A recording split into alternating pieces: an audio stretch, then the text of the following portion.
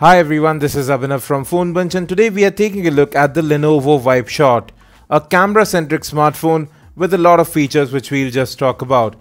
You can see even the design of the phone resembles a point-and-shoot camera.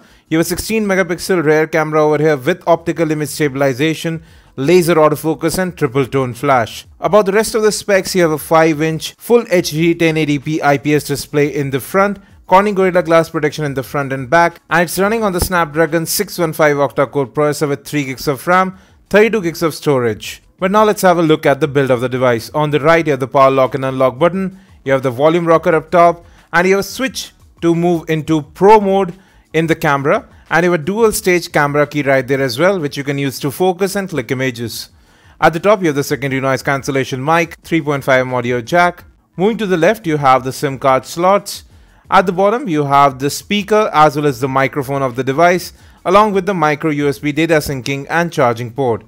You have a 2900 mAh battery in the 7.3mm shell, and this phone weighs in at around just 143 grams. Aluminium shell all around. Now coming to the back, you have a 16 megapixel rear camera with optical image stabilization, laser autofocus and triple tone flash. Now if we come to the front, you have a 8 megapixel selfie camera, proximity and light sensors, and you have capacitive buttons just below the display which do actually light up, although the backlighting is really not that bright. So as I was saying, you have a 5-inch Full HD 1080p display over here. So 441 ppi, it's very bright, it's quite sharp as well. Color reproduction seems to be pretty good over here. But these are just our first initial impressions. You can see viewing angles are quite wide too.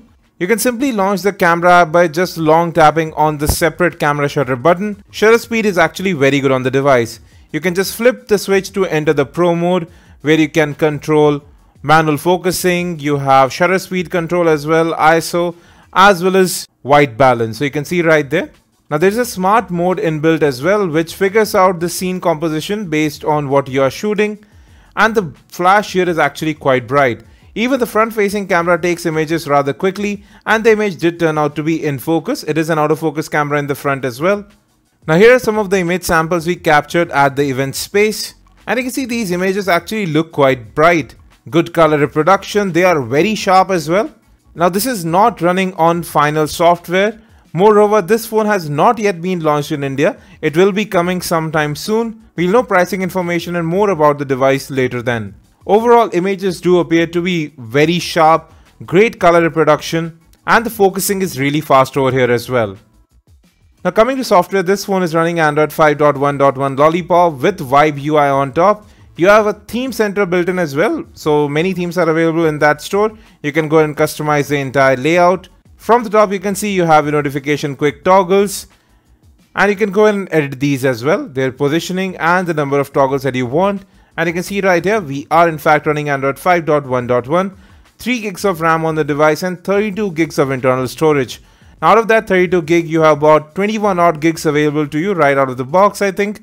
A little bit more might be available in the final build. At present, about 2 odd gigs RAM is free.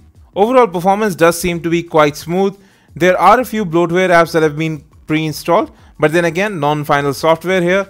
The build is really superb, metal and glass construction.